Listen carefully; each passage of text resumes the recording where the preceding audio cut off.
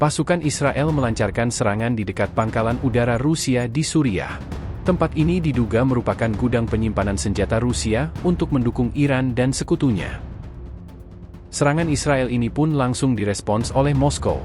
Dari laporan, 30 rudal ditembakkan di dekat pangkalan udara Khmeimim di Latalia. Rekaman menunjukkan bahwa serangan terjadi 1 jam setelah pesawat kargo Iran Qasem Fars Airlines yang diduga sedang mengirim senjata, mendarat di pangkalan tersebut. Maskapai penerbangan itu sebelumnya dituduh mengangkut senjata untuk Korps Garda Revolusi Islam Iran. Serangan itu menewaskan setidaknya 3 orang. Respons cepat pun ditunjukkan pasukan Suriah dan Rusia. Kedua pasukan ini bersatu untuk menghadapi Israel. Insiden ini juga menjadi titik balik konflik panjang akan terjadi. Rusia juga bersiap untuk menghadapi berbagai gempuran dari Israel.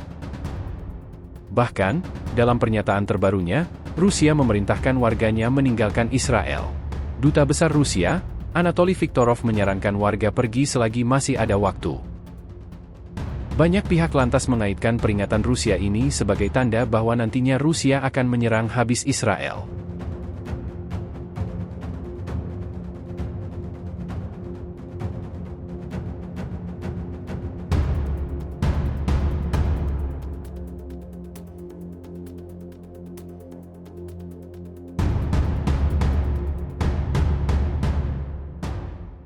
Download Tribun X sekarang, menghadirkan lokal menjadi Indonesia.